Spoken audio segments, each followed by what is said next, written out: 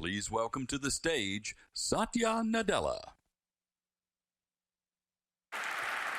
Morning. Good morning.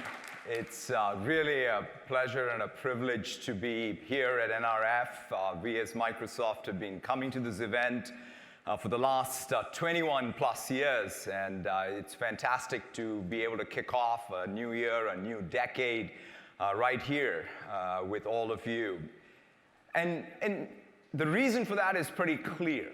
When we think about how digital technology is becoming so core and so much part of our lives and our economies and our society, it's getting embedded everywhere. The best place to start learning what it all means is in retail. When you think about the economy at scale, it all starts with the fact that 31% of the world's GDP is all about retail. Even from a digital perspective, this is a data point that I sort of find super interesting. The fact that there is 40 petabytes of data that is generated every hour in retail is what's, in some sense, shaping the entire economy. This data is just not just any data. It's the demand signal for the world. That's the data that you have.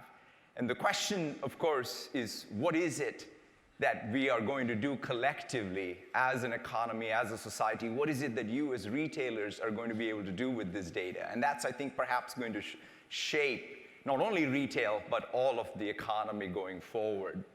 And for us, we're learning as a retailers ourselves. We today have stores and commerce operations in 190 plus countries. We sell software, we sell hardware, we sell services, we sell to large businesses, to consumers, to small businesses.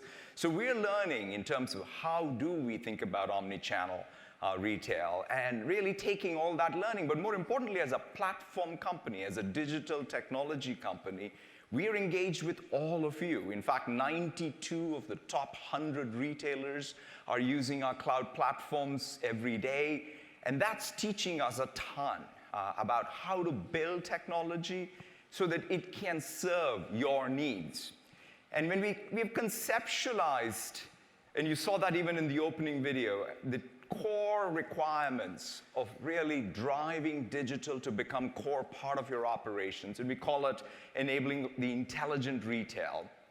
It starts with knowing your customers. How do you use, in fact, all that data we talked about? How do you use that to know more? That consumer behavioral understanding is what retail is all about. And how do you use now digital to take what you have always done very well and take it to the next level? How do you empower the people who work for you? Retail has always been the largest employer. Many people, their first jobs are in retail. The learning curves sometimes can be super steep, but digital technologies that you put in their hands, the data that you put in their hands, the insights that you give them can absolutely change how retail shapes up. Delivering this intelligent supply chain, the idea that you can bring what has been the back office and the front office together as one seamless process and experience is going to be a requirement. And lastly, you're going to reinvent both business models. You're going to have retailtainment. In some sense, the experience of retail itself is going to be at a premium, so you're going to use both your art as well as technology to change that. These are the core things that we see. Underlying all of this is what we describe as the capability around tech intensity. So if you sort of think about what's the need of the 2020s, every retailer will need to build their own tech intensity. It's not about taking away the art of retail. In fact, if anything, it's about reinforcing that core art of retail, that core operational excellence of retail with tech intensity. And it's got a couple of key pieces to it. One is how fast are you adopting the latest and greatest technology? The key thing you don't want to do is fall behind because you don't want to be in a place where you're reinventing the wheel. You want the latest. In fact, if anything, the commodity technology that you can import into your company, into your operation, But the most important thing is, what's that proprietary digital technology that each of you can claim as your own? And this is one of the key things I keep telling every retailer I talk to. You cannot be cool by association with a tech vendor. You have to be cool on your own. You have to really take pride in the digital capability you have built. No press release with us or anyone else is going to do it for you. You will need to build your digital capability, and by the way, trust. There was the conversation about privacy already. In fact, of course, we as tech vendors have to engender the trust, but you as retailers are the keepers of the most important consumer data. So you have to build trust, whether it's security, whether it's privacy, whether it's ethics around AI. They're going to be front and center issues. So that's ultimately what it's going to be about. And for us as a mission, quite frankly, is simply about enabling, empowering you to have that tech intensity. That's our goal. And that's our singular mission. If anything, in the 2020s, it's not about growing your dependence on us or any technology or any tech vendor community.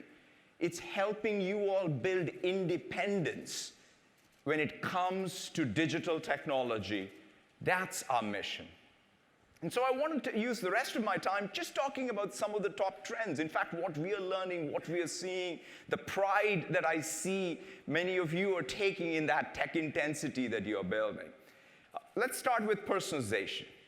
This, in some sense, is at the tip of the spear of how digital capability can shape what retail of the future looks like. The case for it is pretty straightforward. In fact, today, when you think about e-commerce, 30% of e-commerce sales are happening because of recommendations. And it's always going to keep increasing. It's a secular growth number because 80% of the consumers expect you to offer them personalized things. So that means you need to be able to take that data asset, not the silos, all of the data, everything you see, and then serve your customers. That's the difference, by the way, of an AI company is one where it's not about any data in one system. Your ability to take all the data across all of the systems, from supply chain to merchandising, to drive even something like an online recommendation engine. And that's what's going to define it. We see it with Xbox, for example. The console, that's the merchandising sort of front end for us. And we have a technology based on reinforcement learning that is learning every day, all the time. In real time, we have a model per user. There's a reward function. Every time somebody clicks on something, the reward function changes. That reward function then goes and updates the model. The model then changes the merchandising. And by the way, this is all happening in near real time. This is not about some batch processing that happens at the end of the day. That core engine is what's driving the feature set. That is all of the signals of data, whether we check what device you're on, what games you've played, what you have bought, what your friends are doing. All of that is playing a part in driving the recommendation engine. Starbucks, Starbucks is the coffee company that cares about coffee, it cares about its experience. They have built their own AI technology. It's called Deep Brew. I love the name. I mean, think about it. It stands for coffee, and it stands for AI, and that's what they've done. And they built this, again, using reinforcement learning. It's driving their recommendation engine in the Starbucks app. It's something that they're going to use across multi-channels. Tomorrow, you're going to hear from Kevin Johnson from Starbucks, but Starbucks is not just using AI for recommendations. They're using AI to even make it possible for every Starbucks partner in the stores to be able to do more of what they do best, which is serve their customers. And so you'll hear so much more from Starbucks about their own AI capability. This is perhaps one of the best examples of a company building their own AI and their own tech capability. Walgreens is another example. I mean, something like 78% of the United States population is within 5 miles of a Walgreens. And 8 million customers daily walk into a Walgreens counting on having all of the products that they need. Now, this is a matching problem as well. So you need to be able to ensure that on the shelf are the products these 8 million people who come into your store need. And it's going to be different depending on which Walgreens you walk into. How do you do that? That demand sensing is, again, a matching problem that is being driven by AI. And to give you a flavor for that, let's just roll a quick video.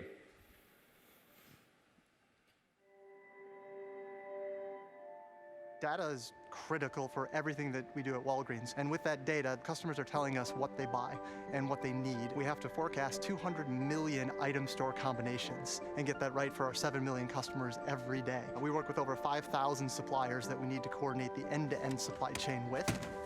That's a daunting challenge that we can only meet by using data effectively.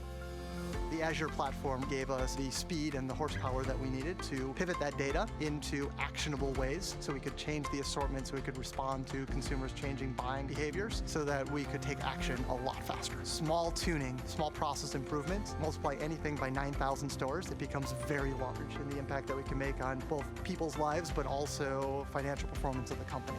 And I love that ability to impact very big change. The next pillar I want to talk about is anywhere commerce, omni-channel commerce, the ability for you to be able to use all of these channels effectively is key, and in fact, perhaps this last holiday season reinforced it for all of us. In fact, the data points here again are clear. 75% of the shopping may be happening online, but the pickups are happening offline. And in fact, the lifetime value of a customer who experiences greatness on that omni-channel experience is 1.6 times. So the expectation of anybody today has changed, where they really want that seamless experience. And again, even in Microsoft stores themselves, we have that. Something like 15% of the sales this holiday season for us were driven by online and pickup in store. But the key thing, though, is it's not just about pickup in store. The store experience is extending in a variety of ways. In our case, for example, we're able to take the people who work in our stores and really match their skills, their time availability, depending on the traffic in the store, to doing many, many more things. For example, we have training sessions even for our largest customers who are close to the store around our enterprise products. We're selling to small businesses. In fact, many of our store specialists are even making telesales calls from the stores because they have the expertise. All this is getting coordinated through our Dynamics 365 system, that ability to, again, take the people, the data, match the consumer demand to it. Now, of course, Walmart is doing this at scale, and we are learning so much from them. 275 million customers per week, 85% of the US population shops at Walmart, and they've built, again, on top of Azure, their own IoT cloud platform, as well as the location services for their mobile app. So think about this. What they've done is your ability to order on your mobile app, and then the IoT process, or the entire process of being able to sort of really do the fulfillment of the order, is one seamless experience. You place the order, the app, in fact, you can, through geofencing, sense when the customer is about to come to the store to pick up. That then triggers the entire process to get the order ready, and the handoff is seamless, right? That's the expectation. It's not about being able to place an order offline, but the point is, can you make it all seamless? And that's what Walmart's doing at scale, and it's just amazing to see that.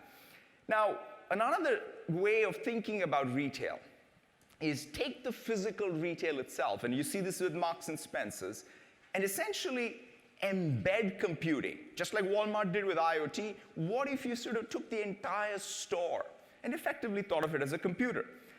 You kind of do that with your website. You do that with your mobile app. What if the physical space itself had all of the computing signal, all of the analytical signal that you now have on your website, on your mobile app? And that's what Marks and Spencer's in the UK has done with their store, where they're able to track everything that's happening. They're able to measure the length of the checkout in real time. They're able to check the temperature of the meat cooler in real time. And it's just not about being able to see these things, but take action.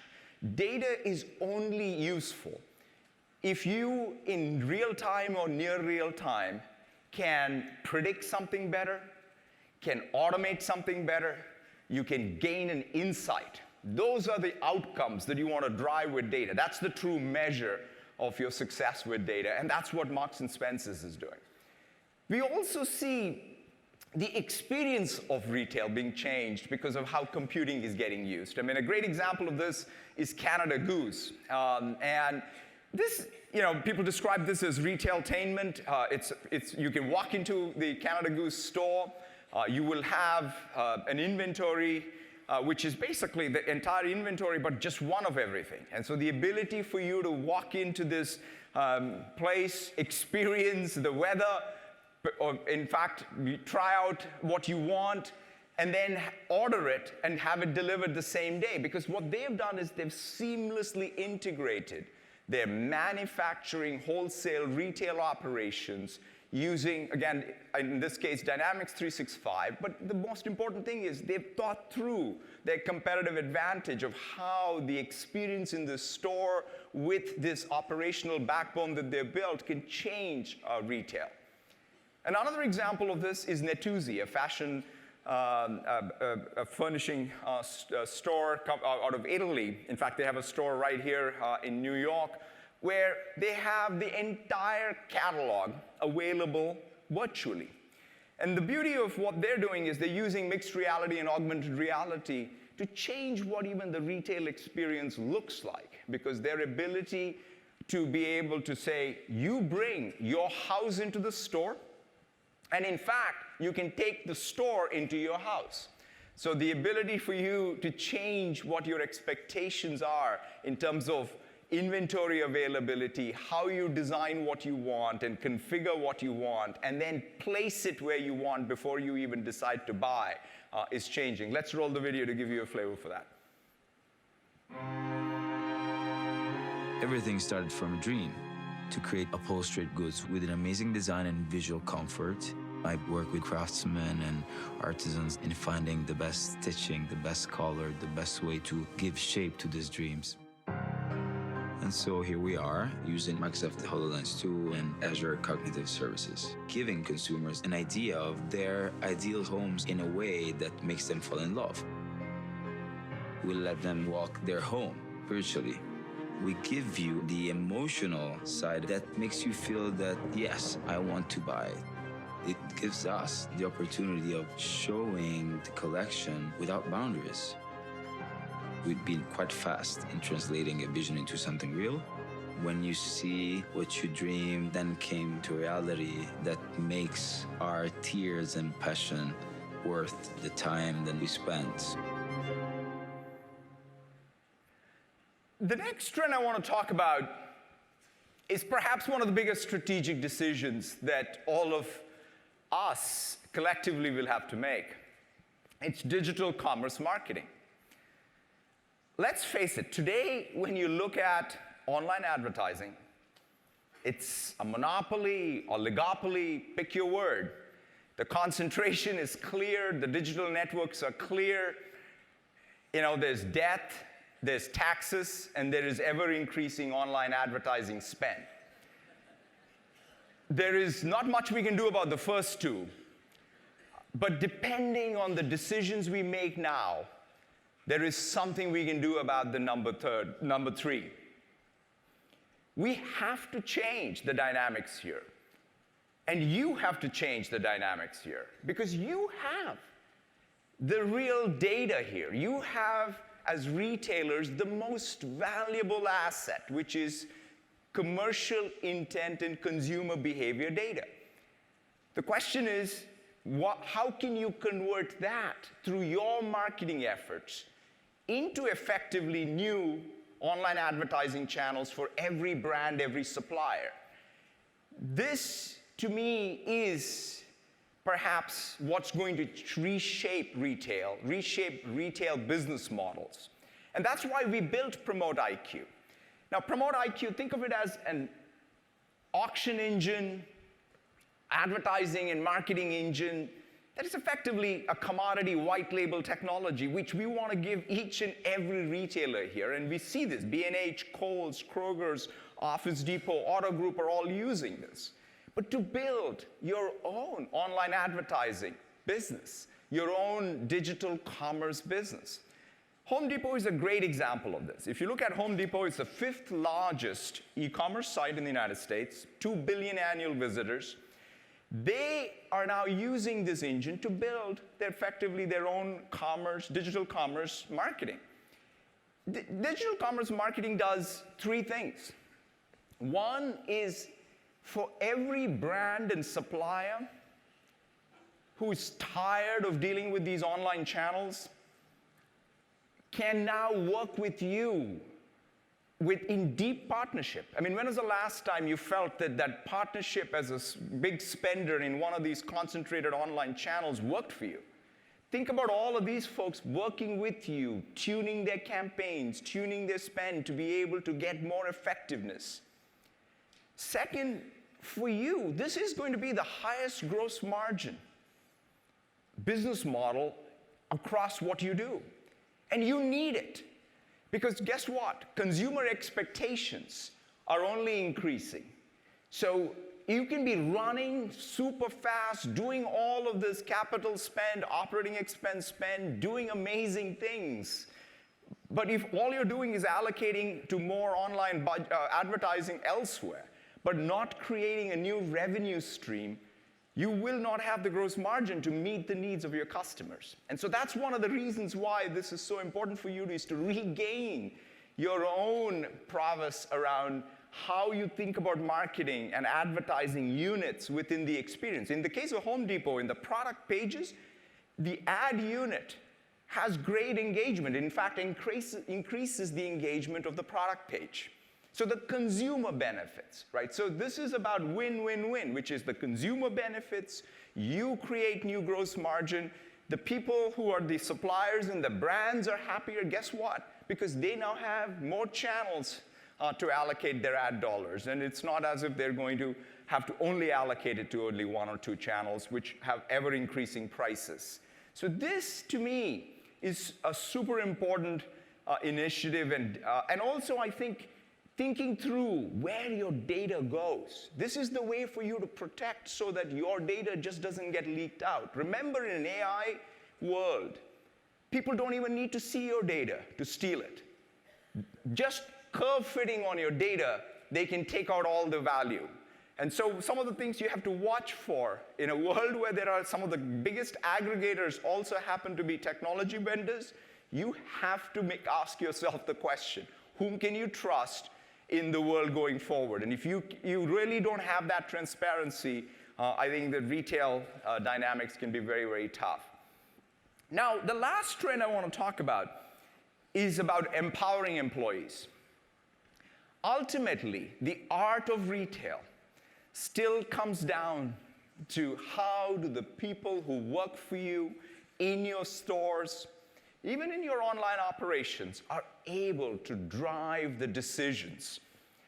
So putting the right insights, data in their hands, empowering them is going to make a difference. And in fact, you can see, it's perhaps the highest ROI thing you could do, because what happens is you increase the conversion rate by 15%, and you improve the satisfaction by 10%. And IKEA is an amazing example of this. And so I wanted you to see what IKEA is doing, and overall what empowering employees means. And to do that, I wanted to introduce Shelley Branston, who leads retail for Microsoft, as well as Kenneth Lindegaard from IKEA, to share some of what they're doing around empowering employees. Kenneth and Shelley.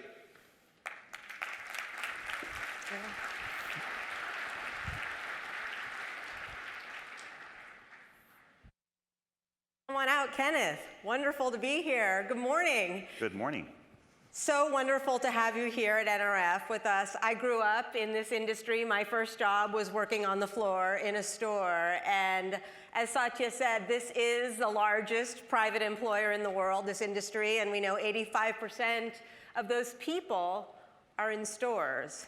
And I know, Kenneth, we share this passion. You're on a complete transformation journey at IKEA.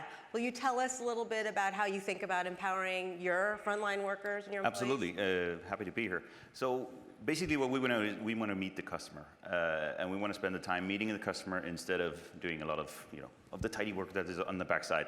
So what we're doing is we operate 374 stores in 30 countries. And we're on a vision to, create a better everyday life for the many people. So it's more affordable and more fitting in home furnishing solutions for everybody. And it's, again, how can we create that better life? And we can do that using our coworkers. So it's just phenomenal working with them in creating that customer experience. Well, and I love that you call them coworkers. You don't even call them store associates, because you're about breaking down those silos between head office and stores, right? Exactly. So you're on quite a digital transformation journey. We're proud to be part of it. Will you tell the audience a little bit about that? Yeah, absolutely. So basically, we're changing everything, almost. We're improving the whole customer experience and also changing the way that we organize, right? And we're doing that to become more affordable and more relevant for the the consumers, the customers that we have out there, but also to be a more sustainable and positive for the planet. So what we're doing is we're changing the way we engage with our customers, how we meet them, and we knew that we needed to change that way. So we went from a very kind of a traditional way of empowering the coworkers out there, and now have kind of enabled a full-blown modern experience for them.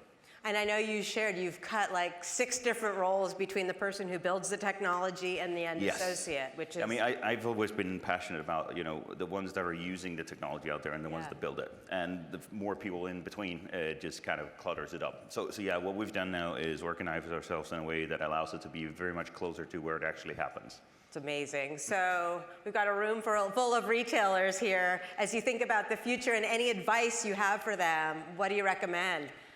Well, I mean, we all know legacy systems, right? We all have them. They're very easy to hide behind.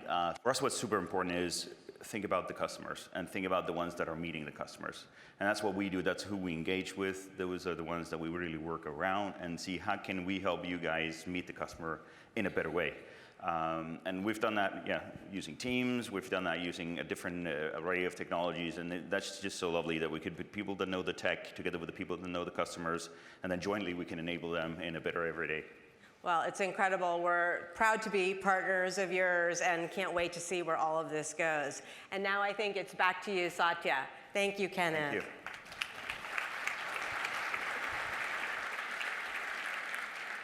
Thank you so much. I think we skipped a video. I don't know if you can play the video now of IKEA using the technology. If they can, they will. My name is Nadia Sotohure. I work as a coordinator at IKEA Kungens Kurva. I love that we help each other, take care of our coworkers, we take care of our customers, and it's so alive and hands-on every day. My role is to make sure that the coworkers have a great day meeting customers. IKEA is making Teams available for coworkers. Messaging makes me more available to them. If they want to ask me something, they can just send a text message. Teams helps us to communicate. They want to change shift. Before, they used to fill in forms, but now they can do it in Teams. They can send a request to their colleague, and then it goes to me to approve. They need to find a balance between the work life and private life. With this app, it's working. We can save up to 360,000 Swedish crowns per year, and that's just the beginning of it. To be more involved in the process, this is what coworkers today want. The culture was already there, but it made it stronger. It feels like we are in the future now. I want to close where I started. We're all mostly consumer economies all over the world, and it is all being shaped by the decisions you all as retailers make. And in an increasingly digital world, it's going to come down to one thing and one thing alone: your own tech intensity, your own independence when it comes to digital technologies. And our mission is to ensure that we empower you to build that independence so that you can thrive in the 2020s and beyond. Thank you so much, and have a fantastic NRF.